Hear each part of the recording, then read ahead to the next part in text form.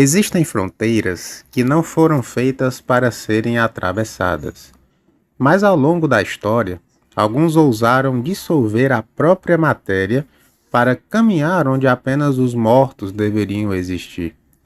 Nesse vídeo, você vai conhecer o ritual de transição da matéria, um procedimento oculto descrito em grimórios confiscados, obviamente, diários de monges heréticos e relatos de pessoas que nunca mais voltaram completamente.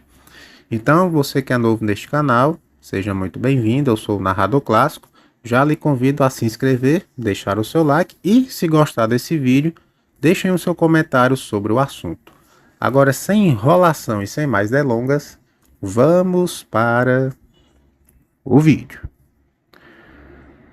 Bom, pessoal, diferente da projeção astral comum, onde a consciência apenas se desloca através do mundo espiritual, a transição da matéria é algo mais profundo, tá?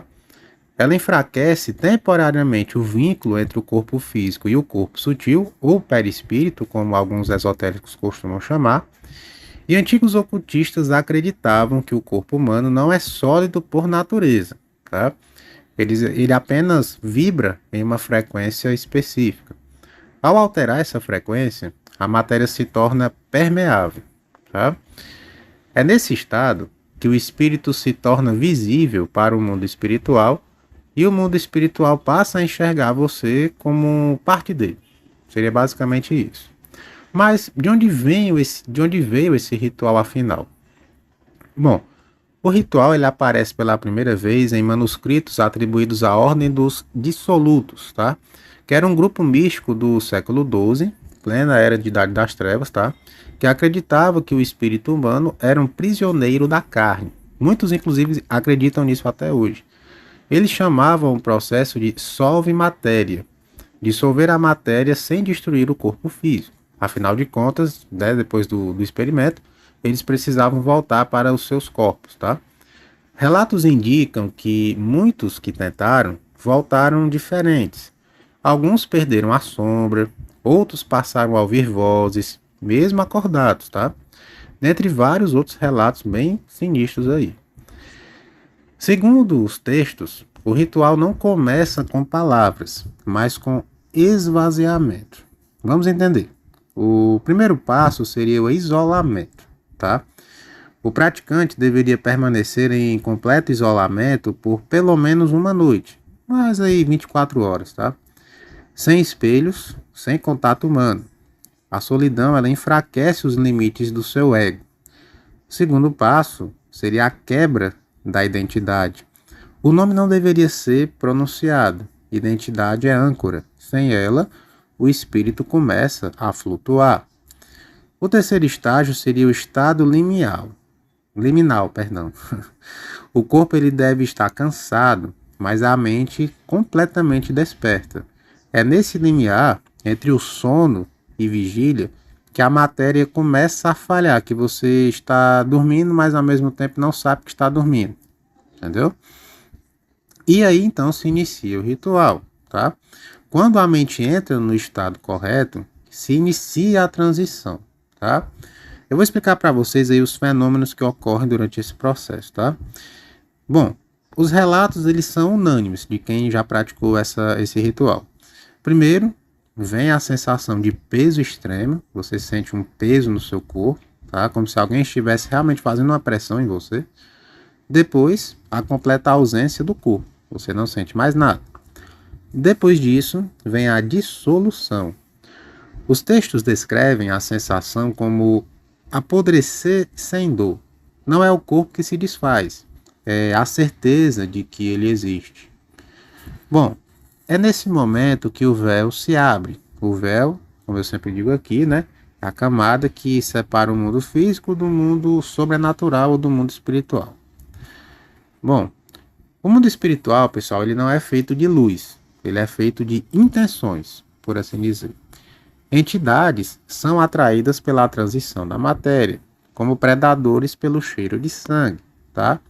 E alguns observam, outros ficam testando, e algumas tentam ocupar o espaço vazio, ou seja, nesse momento que o praticante da projeção astral ou desse ritual corre um certo risco, porque quanto mais tempo você fica fora do seu corpo físico, mais você está suscetível a que outra coisa entre no seu lugar. Isso, inclusive, é mostrado no filme Sobrenatural, que, inclusive, o primeiro e o segundo são excelentes para quem quer entender como é que esse processo de projeção astral, o que pode acontecer. Aquele filme mostra muito bem isso, tá? Claro que tem exageros ali, como sempre, nessas produções hollywoodianas, mas ele dá uma boa noção para quem nunca viu o mundo espiritual, para quem não sabe o que é projeção astral, entender mais ou menos como é que funciona o processo, tá? Bom, os antigos alertavam que nem toda entidade que responde pretende ajudar. Então muita gente às vezes me pergunta, narrador, os guias espirituais, as larvas astrais, como é que isso funciona? Quando você faz um contato, sem projetar, né, quando você faz aí um ritual de invocação, você está chamando.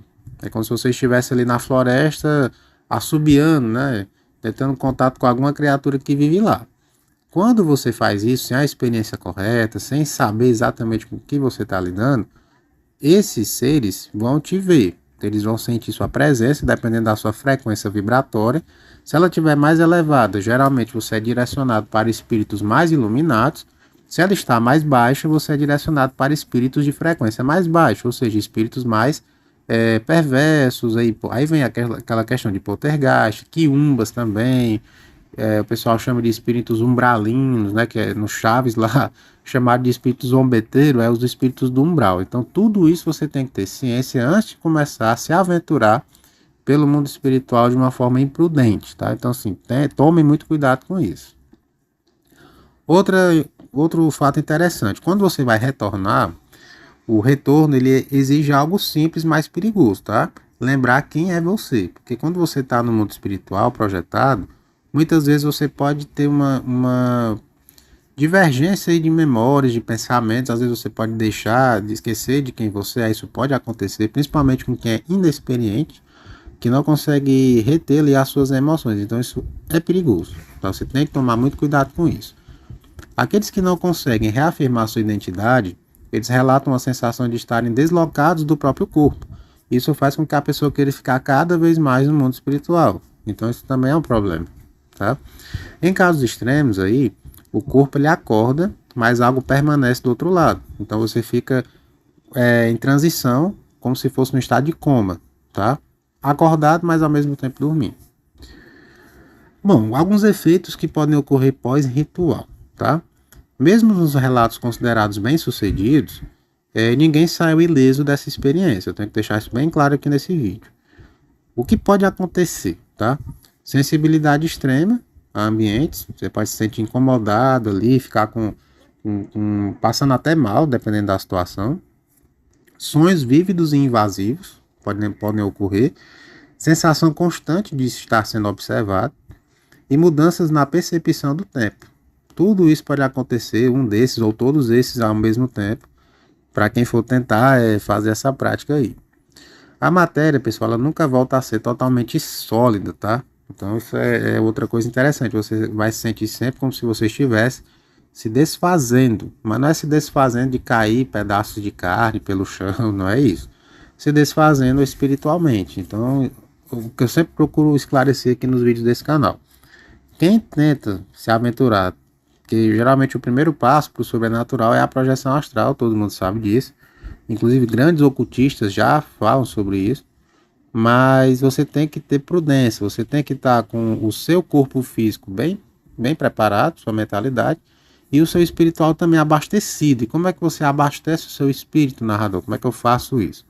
Bom, se você é adepto de alguma religião, seja católica, evangélica, judaica, enfim, é interessante que você participe sim dos cultos, das missas, enfim, para você fortalecer o seu espírito. Porque assim como você fortalece o seu corpo físico com alimentação, suplementos, sono, enfim, você também precisa fortalecer o seu corpo espiritual. Senão, se você for tentar fazer isso de uma forma inexperiente, imprudente, sem preparar, sem fortalecer o seu corpo espiritual, você vai sofrer vários tipos de consequências, tá? Essas que eu mencionei no vídeo são só a ponta do iceberg. Então é interessante você fortalecer sim, você procurar elevar a sua frequência vibratória. E como é que você faz isso? Se você não tem religião, tá? Para quem é agnóstico, quem é ateu, como é que você faz isso? Primeiro você tem que se cercar de pessoas que estejam na mesma frequência. Se você tem uma frequência mais elevada, é uma pessoa que gosta de ambientes mais silenciosos, mais com menos concentração de pessoas, procure estar nesses ambientes. Não vá para uma micareta, não vá para um boteco, porque nesses ambientes você vai se sentir incomodado e muito provavelmente coisas vão acontecer com você ali.